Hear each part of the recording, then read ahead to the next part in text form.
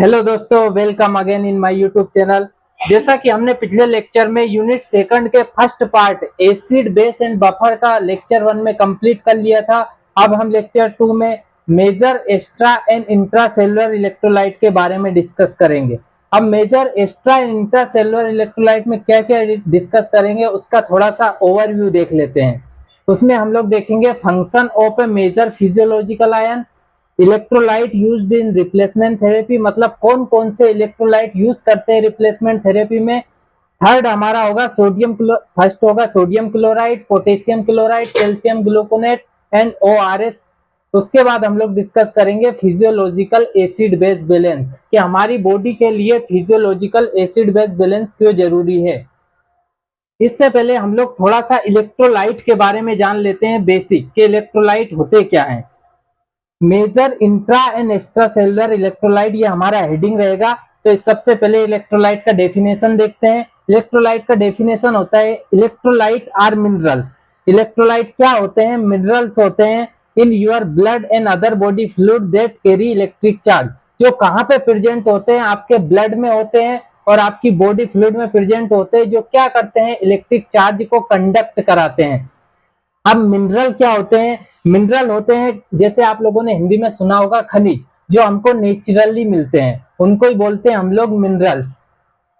अब body fluid and blood में electric charge कैसे कंडक्ट कराते हैं? जैसे आप लोगों ने कभी देखा हो बचपन में, कभी आपको हल्का सा एल्बो मतलब कोहनी में लग जाता है तो तब आपको करंट जनरेट होता है। ये इलेक्ट्रोलाइट इम्बैलेंस हो जाने के कारण हो जाता है। इन्हीं को हम लोग इलेक्ट्रोलाइट बोलते हैं। कौन कौन से मेजर है, कौन कौन से माइनर है, ये आगे डिस्कस करेंगे। इंट्रासेलुलर इलेक्ट्रोलाइट क्या होते हैं? इंट्रासेलुलर इलेक्ट्रोलाइट वो होते हैं जो इनसाइड द सेल, सेल के अंदर प्रेजेंट रहते हैं, उनको बोलते हैं इंट्रासेलुलर इलेक्ट्रोलाइट। जो सेल के बाहर प्रेजेंट रहते हैं उनको आउटसाइड ऑफ द सेल, उनको बोलते हैं एक्स्ट्रा सेलुलर इलेक्ट्रोलाइट। अब दोनों सेल के बीच में जो रहता है उनको बोलते हैं interstitial fluid between the cell. दोनों सेल के बीच में जो रहता है उनको बोलते हैं इंटरस्टेशियल। ये आपका बेसिक्स हो गया। अब फ्लूइड के बारे में थोड़ा सा जान लेते हैं। सेलुलर फ्लूइड होता क्या है? सेलुलर फ्लूइड में कितना परसेंट किसका होता है? इंट्रा सेलुलर फ्लूइड का होता है 45 to 50%। एक्स्ट्रा सेलुलर फ्लूइड को दो भाग में डिवाइड किया है फिर से। इंटरस्टेशियल जो 12 to 15% होता है, और प्लाज्मा वास्कुलर फ्लूइड जो 4 to 5% होता है। अब एक्स्ट्रा सेलुलर कौन कौन से हैं, इंट्रा सेलुलर कौन कौन से, उसके बारे में देख लेते हैं। एक्स्ट्रा सेलुलर आयन में आपको मिलेंगे sodium, calcium, chloride, bicarbonate. Intra cellular में आपको मिलेंगे potassium, magnesium, high molecular weight proteins. ये होते हैं आपके इंट्रा सेलुलर इलेक्ट्रोलाइट। तो आपने बेसिक्स देख लिया कि क्या होते हैं इलेक्ट्रोलाइट, क्या होते हैं। सेलुलर फ्लूइड के बारे में देख लिया, कौन कौन से एक्स्ट्रा सेलुलर में आते हैं, कौन कौन से इंट्रा सेलुलर में आते हैं। अब आगे डिस्कस करते हैं कि function of a major physiological ion. Major physiological ion के फंक्शन क्या है? सबसे पहले देखेंगे हम लोग कौन सा, सोडियम, जो अधिकतर बार एग्जाम में आता है। इसका फंक्शन, सोडियम के क्या क्या फंक्शन है? फर्स्ट फंक्शन होता है इसका to control osmosis of water between body compartment. मतलब क्या करता है ये? वाटर को बैलेंस करके रखता है। आप लोगों ने दो चीजें सुना होगा, एक होता है ऑस्मोसिस, दूसरा होता है डिफ्यूजन। ऑस्मोसिस में क्या होता है, हम लोगों को हिंदी में आप लोग बोलते हैं अर्ध पारगम्य झिल्ली, जिसको बोलते हैं सेमी परमेबल मेम्ब्रेन की जरूरत होती है। जबकि डिफ्यूजन में ऐसा कुछ नहीं होता है, हाई कंसंट्रेशन से लो कंसंट्रेशन की ओर जाता है। ऑस्मोसिस में भी सेम प्रोसेस है, बट सेमी परमेबल मेम्ब्रेन के उससे जाता है, जिसमें कुछ ही पार्टिकल मूव कर पाते हैं, पूरे पार्टिकल नहीं जा पाते। सेकंड फंक्शन इसका क्या होता है? To maintain the acid base balance needed for normal cellular activity. क्या होता है कि एसिड बेस को बैलेंस करने के लिए जो भी सेलुलर एक्टिविटी होती है उसको बैलेंस करता है। थर्ड होता है आपका to generate potential and graded potential and control secretion of some hormone and neurohormonal transmission, जिसको बोलते हैं हम लोग NHT। इसमें क्या होता है आप लोगों का graded potential and normal potential. जैसे अभी आपको मैंने एग्जांपल दिया था, कभी आपके एल्बो वाले हिस्से में, कोहनी वाले में हिस्से में आपको लगता है तो अचानक करंट जनरेट होता है, तो उसको भी ये कहीं ना कहीं न्यूरोहॉर्मोनल ट्रांसमिशन का पार्ट है। उसमें भी सोडियम आयन का बहुत बड़ा रोल होता है। सेकंड हम लोग पढ़ते हैं क्लोराइड आयन के बारे में, क्लोराइड के क्या क्या फंक्शन है, कितना डेली रिक्वायरमेंट होता है हम लोगों को क्लोराइड का। NaCl, नमक से हमको क्लोराइड मिलता है, और सोडियम इसका फॉर्मूला है NaCl। Na के फंक्शन हम ऑलरेडी जान चुके हैं, Cl के फंक्शन हम लोग जानेंगे। डेली रिक्वायरमेंट होती है 5 to 10 ग्राम। उसके बाद सेकंड होता है हमारा न्यूरो होमोलर ट्रांसमिशन, इसमें भी वर्क करता है। थर्ड होता है मेंटेन ऑस्मोटिक बैलेंस। फोर्थ होता है हाइड्रेशन, वाटर की कमी को पूरा करता है। फिफ्थ होता है maintain acid base balance, acid base balance को मेंटेन करता है। सोडियम एंड क्लोराइड के फंक्शन मैक्सिमम सेम है, ज्यादा डिफरेंस नहीं है। अगर आप एक पढ़ोगे तो दूसरा आसानी से आप लोग याद रख सकते हो। अगर आपकी बॉडी में क्लोराइड का लेवल बढ़ जाए तो उस कंडीशन को आप लोग क्या बोलोगे, हाई क्लोराइड लेवल, उसको बोलोगे हाइपर क्लोरेमिया। लो क्लोराइड लेवल, उसको बोलोगे हाइपोक्लोरेमिया। तो हमने क्लोराइड और सोडियम के फंक्शन पढ़ लिए। अब हम लोग फंक्शन पढ़ेंगे कैल्शियम के बारे में। कैल्शियम के क्या क्या फंक्शन होते हैं। It help for release of neurotransmitter, ये किस में हेल्प करता है, न्यूरोट्रांसमीटर के रिलीज में हेल्प करता है। इससे पहले आप लोगों ने, मैंने आपको बताया नहीं, न्यूरो होमोरल ट्रांसमिशन, जिसमें आपने सोडियम में भी पढ़ा और आपने क्लोराइड में भी पढ़ा, neuro होमोरल transmission.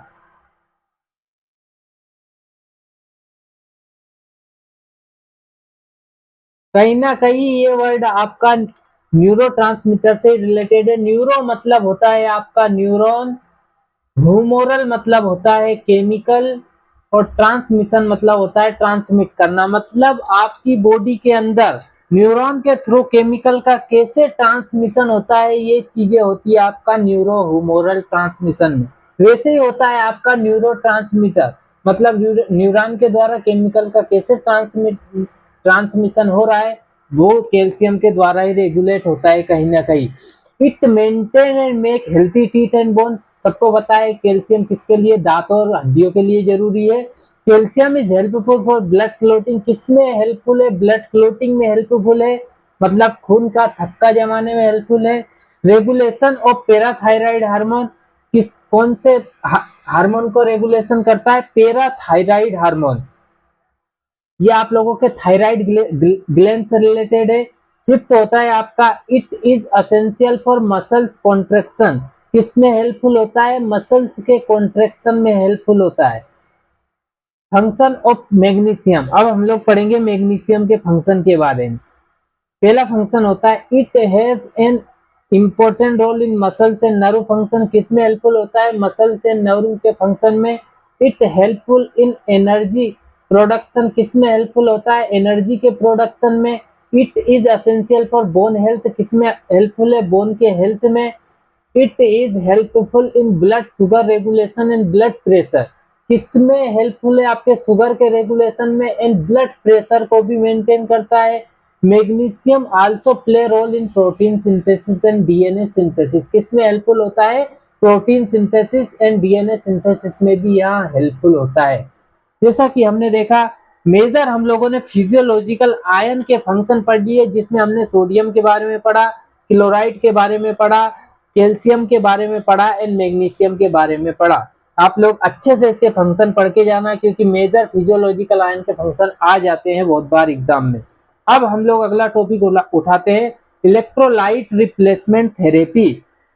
Electrolyte replacement therapy क्या होती है, हमने इलेक्ट्रोलाइट के बारे में क्या पढ़ लिया था कि इलेक्ट्रोलाइट क्या होते हैं। इलेक्ट्रोलाइट आपके क्या होते हैं, मिनरल होते हैं जो आपको नेचुरली मिलते हैं, जिनको हम लोग खनिज बोलते हैं। आपकी बॉडी में कहीं ना कहीं इलेक्ट्रिक चार्ज को कंडक्ट कराते हैं, उनको हम लोग इलेक्ट्रोलाइट बोलते हैं। अब कभी ना कभी हमारी बॉडी में कुछ ऐसी कंडीशन आ जाती है जिसके कारण हमको रिप्लेसमेंट थेरेपी की जरूरत पड़ती है।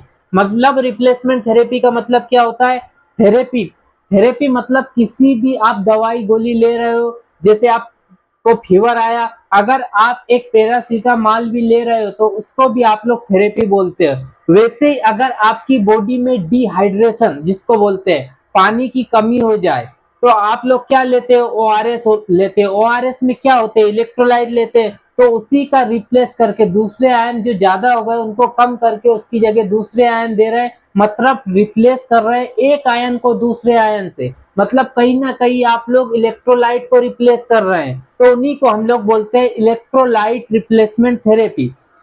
इसका मेन पर्पस क्या होता है? The main purpose of electrolyte replacement therapy is to overcome the electrolyte imbalance. क्या होता है कि हम कहीं ना कहीं जो इलेक्ट्रोलाइट हमारी बॉडी में इम्बेलेंस हो गए उनको बैलेंस कर रहे हैं। सेकंड क्या है? The electrolyte imbalance seen in different abnormal condition. किस किस कंडीशन में आपको क्या इलेक्ट्रोलाइट इम्बेलेंस देख सकते हैं? तो सबसे पहले आपको डायरिया कंडीशन में, अगर आपको लूज मोशन हो गए। Second condition vomiting condition. Vomiting condition means अगर आपको उल्टी हो गई। थर्ड है आपका डिहाइड्रेशन, मतलब आपको कहीं ना कहीं बॉडी से आपके पानी निकल गया पूरा, उसी को बोलते हो डिहाइड्रेशन वाली कंडीशन। तो इसलिए आप क्या करते हो? इलेक्ट्रोलाइट रिप्लेसमेंट थेरेपी यूज करते हो। अब कौन कौन से इलेक्ट्रोलाइट आप इलेक्ट्रोलाइट रिप्लेसमेंट थेरेपी में यूज करेंगे उनके बारे में हम लोग पढ़ लेते हैं। तो 3 major source of electrolyte that are used in electrolyte replacement therapy. Major electrolyte कौन कौन से हैं जिनको हम इलेक्ट्रोलाइट रिप्लेसमेंट थेरेपी में यूज करेंगे? तो पहला है आपका sodium chloride, potassium chloride, calcium gluconate. तो एक एक करके हम लोग इसका डिस्कस करेंगे। पहला है आपका सोडियम क्लोराइड। इसका मोलिकुलर फॉर्मूला होता है NaCl।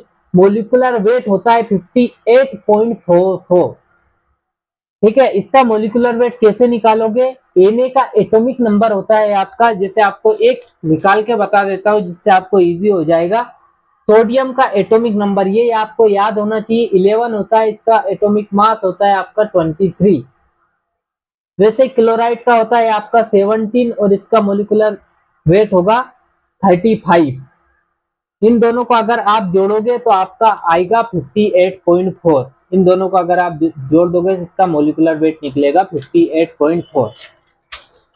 अदर नाम क्या क्या है इसके? रॉक सॉल्ट बोलते हैं इसी को, चट्टानों से भी मिलता है। टेबल सॉल्ट अधिकतर आप खाने में यूज करते हो, या इसी को बोलते हो कॉमन सॉल्ट। ठीक है, अब नेचुरली कहाँ कहाँ से मिलेगा आपको, कहाँ से मिलता है इसके बारे में, ऑब्टेन कहाँ से होता है? It can be obtain from rock salt, जैसा आपको बताया चट्टानों से मिलता है। सी वाटर, समुद्र से भी मिलता है। जैसे कि आप लोगों ने देखा होगा कि पहले समुद्र की कहानी सुनते थे, उसमें नमक था, तो वो नमक रियली समुद्र में होता है। जैसे समुद्र का पानी अधिकतर खारा होता है, but from this source it can be obtain in impure form. किस फॉर्म में मिलता है? ये आपको प्योर फॉर्म में नहीं मिलता। The pure form of the salt can be obtain bye filtration process. किस प्रोसेस से आप इसको फिल्टर कर सकते हो, प्योर कर सकते हो? Filtration process. अगर आप फिल्टर करके, जैसे अगर आप आपके घर में चाय बनाते हो, तो अगर आपको चाय पीना है तो इसको फिल्टर करके आप लोग निकालते हो चलनी के द्वारा, छन्नी के द्वारा, उसी को बोलते हैं फिल्ट्रेशन प्रोसेस। सेकंड होता है आपका लेबोरेटरी में। अगर आपको इसको प्रिपेयर करना है तो कैसे प्रिपेयर करोगे लेबोरेटरी में? एसिड बेस रिएक्शन से। आप एसिड लोगे मतलब HCl लोगे, बेस लोगे NaOH लोगे, उसका रिएक्शन करके आप NaCl बना सकते हो और वाटर रिमूव हो जाएगा। अब इसकी प्रॉपर्टीज क्या होती है? नमक को देख के आपको क्या लगता है, कैसा दिखता है physical? It is white, white होता है, दिखने में सफेद होता है। Anhydrous crystalline. एनहाइड्रस, एनहाइड्रस होता है मतलब सूखा हुआ, हाइड्रस मतलब होता है जिसमें पानी एब्जॉर्ब कर लिया हो। एनहाइड्रस होता है क्रिस्टलाइन, क्रिस्टल फॉर्म में होता है और सॉलिड होता है। सेकंड होता है it is odorless but having salty taste. कैसा होता है? गंधहीन, ओडरलेस होता है। ठीक है, मतलब ऐसा सुगंध नहीं मारता है वो, बस साल्टी टेस्ट होता है उसका, सॉल्टी। थर्ड होता है it is soluble in water. किसमें सोल्यूबल होता है? वाटर में सोल्यूबल होता है, बट एल्कोहल में इनसोल्यूबल होता है। आप लोग इसको प्रैक्टिकल कर सकते हैं, पानी तो अधिकतर पीते ही हो, एल्कोहल में आप लोग लैब में जाके देख सकते हो। केमिकल प्रॉपर्टीज क्या क्या है? AgNO3 का रिएक्शन जब आप NaCl से कराओगे तो AgCl प्रेसिपिटेट बनेगा। H2SO4 का रिएक्शन जब NaCl से कराओगे तो HCl गैसियस फॉर्म में निकल जाएगा। ये इसकी केमिकल प्रॉपर्टीज। केमिकल प्रॉपर्टीज में हम लोग देखते हैं कि किस किस से रिएक्शन कर सकता है। तो AgNO3 से रिएक्शन कर सकता है, H2SO4 से रिएक्शन करता है। अब इसका देखते हैं हम लोग असे। अगर सोडियम क्लोराइड आपको पता करना है कि वास्तव में ये सोडियम क्लोराइड है कि नहीं, तो इसके लिए आप लोग उसका आइडेंटिफिकेशन असे करते हो। असे in chemistry means the process of determining the composition और क्वालिटी ऑफ अ सब्सटेंस। जैसा कि मैंने बताया जिसके बारे में आप लोग ऐसे कर रहे हो, जैसे NaCl का आप लोग ऐसे कर रहे हो इसमें, तो हम लोगों को पता करना है कि वास्तव में इसके कंपोजिशन में Na+Cl- है कि नहीं, इसकी क्वालिटी में वो सब्सटेंस है कि नहीं जो इसमें दे रखा है। तो उसी के लिए हम लोग किसी भी आइडेंटिफिकेशन के लिए, किसी भी चीज का कंपोजिशन का पता करने के लिए, डिटरमाइन करने के लिए हम लोग करते हैं ऐसे। तो इसका ऐसे कैसे करोगे, वोलार्ड मेथड से। कौन सी मेथड यूज करोगे, वोलार्ड मेथड आर यूज्ड फॉर असे of sodium chloride. Sodium chloride के असे के लिए वोलार्ड मेथड यूज करोगे। आप लोग एनालिसिस में इन मेथड के बारे में पढ़ोगे। 3 मेथड होती है, एक होती है मोहर्स मेथड, दूसरा होती है वोलार्ड मेथड, और थर्ड होती है आपकी हजन्स मेथड। आप लोग एनालिसिस में इसके बारे में पढ़ोगे। तो सबसे पहले आप लोग क्या करोगे, इसको वेट कर लोगे 0.1 ग्राम ऑफ सैंपल, सैंपल का वेट कर लोगे। उसके बाद क्या करोगे, 50 ml में उसको डिसोल्व कर लोगे। फिर क्या करोगे, 850 ml of 0.1 molar AgNO3, 5 ml of 2 molar nitric acid and 2 ml of concentrated KMnO4 potassium permanganate. उसके बाद आप क्या करोगे, उसको थोड़ा सा सेक कर लोगे एंड टाइट्रेट करोगे 0.1 molar ammonium thiocyanate taken in a burette. जब आप एनालिसिस का अधिकतर प्रैक्टिकल करते हो टाइट्रेशन में, तो आप लोगों को एक ब्यूरेट मिलता है। ब्यूरेट के द्वारा आप सारी चीजें मेंटेन करते हो, नीचे बीकर जो भी रखते हो कोनिकल फ्लास्क उसके द्वारा। तो आप लोगों को एक असेंबली मिलती है पूरी की पूरी। आप लोग लैब में जाओगे तो आप लोग आसानी से इस चीज को इमेजिन कर सकते हो। उसके बाद आप क्या करोगे, ferric ammonium sulphate used as a indicator. क्या करोगे, फेरिक अमोनियम सल्फेट इंडिकेटर की तरह यूज करोगे, ड्रॉप वाइज उसको लोगे। इंडिकेटर का मतलब क्या होता है, एंड पॉइंट का डिटर्मिनेशन करने के लिए, कि आपको एंड पॉइंट का पता करना है तो आप इंडिकेटर यूज करोगे। उसके बाद क्या करोगे, titrate until colour reddish brown. तब तक टाइट्रेशन करवाते रहोगे तब तक उसका रेडिश ब्राउन कलर ना आ जाए। अगर रेडिश ब्राउन कलर आ गया तो मतलब आपके सैंपल में सोडियम क्लोराइड प्रेजेंट है। ठीक है, तो ये आपका असे कंप्लीट हो गया है। अब सेकंड इसका यूज देख लेते हैं, क्या क्या यूज है सोडियम क्लोराइड के। It is used in electrolyte replacement therapy. किसमें यूज करते हो, इलेक्ट्रोलाइट रिप्लेसमेंट थेरेपी में यूज करते हो। सेकंड क्या है, it is used as a taste enhancer. देखते हो आप लोग जब सब्जी बनाते हो या कुछ भी बनाते हो खाने में, तो आप लोग टेस्ट इनहांसर की तरह यूज करते हो। थर्ड है आपका, it is used in irrigation of a body cavity. क्या होता है, कभी कभी अगर आपके बॉडी में कुछ भी सड़न हो जाए या दांतों में सड़न हो जाए, तो आप देखते हो कि सोडियम क्लोराइड का आप घोल बना के उससे उसको साफ करते हो। तो irrigation of a body cavity, ठीक है, बॉडी कैविटी को साफ करने के लिए भी उसका यूज करते हो। अब अगला पढ़ेंगे, हम लोगों ने सोडियम क्लोराइड का पूरा इंफॉर्मेशन देख लिया, फिजिकल प्रॉपर्टीज, केमिकल प्रॉपर्टीज, उसके यूज, उसका असे कैसे करते हो, उसका मोलिकुलर वेट क्या होता है, मोलिकुलर फॉर्मूला क्या होता है। अब हम लोग आगे बढ़ते हुए चलते हैं पोटेशियम क्लोराइड की ओर। ये हम पढ़ रहे हैं इलेक्ट्रोलाइट रिप्लेसमेंट थेरेपी में। इसका मोलिकुलर फॉर्मूला होता है KCl, ठीक है, मोलिकुलर वेट होता है 74.55। अब इसका मोलिकुलर फॉर्मूला मैंने बता दिया, मोलिकुलर वेट आप निकाल लेना। NaCl का मैंने बता दिया था। जैसे पोटेशियम का आपको पता होना चाहिए कितना है एटॉमिक नंबर, वैसे क्लोराइड का पता होना चाहिए कितना होता है, उस हिसाब से आप निकाल सकते हो। Another name of potassium chloride, क्या क्या नाम से इसको जानते हैं, पोटेशियम म्यूरिएट बोलते हैं या पोटाश म्यूरिएट भी बोलते हैं। इसका प्रिपरेशन अगर आपको बनाना है तो कैसे बनाओगे, नेचुरली कैसे ऑब्टेन करोगे इसको। Naturally it is obtain bye mining process. जैसे आप लोग कभी देखे होंगे कि बड़ी बड़ी जो माइनिंग की वो होती है उसमें भी इसको बनाते हैं, जैसे कारखाने होते हैं उनके द्वारा आप लोग निकाल लेते हो। सेकंड होता है, it is also extract from brine, ठीक है, सॉल्ट वाटर से भी इसको निकालते हैं।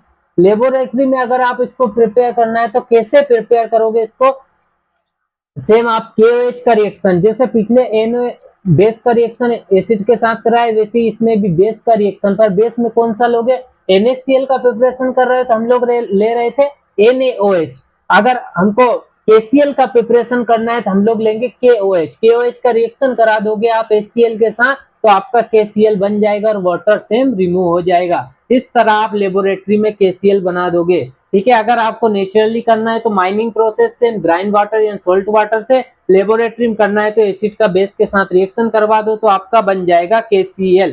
अब अगला देखते हैं इसकी प्रॉपर्टीज, फिजिकल प्रॉपर्टीज क्या होती है।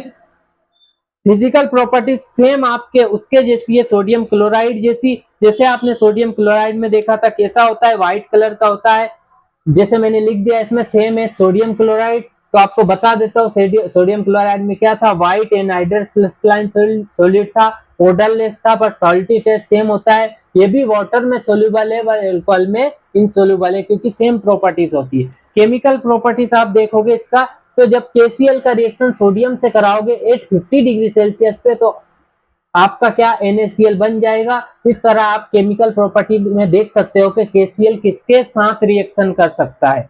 ये आपकी हो गई केमिकल प्रॉपर्टीज खत्म। अब हम इसका यूज पढ़ लेते हैं कि इसके यूज क्या है, मेन यूज क्या है इसके। इसका यूज होता है इलेक्ट्रोलाइट रिप्लेसमेंट थेरेपी। अगर कोई सा भी आपको समझ में ना आ रहा हो तो मैंने आप एक चीज याद रखना कि कोई सा भी अगर इलेक्ट्रोलाइट रिप्लेसमेंट थेरेपी में आपके पास लिखने को आ जाए और आपको नाम पता हो, तो पहला यूज हमेशा लिखना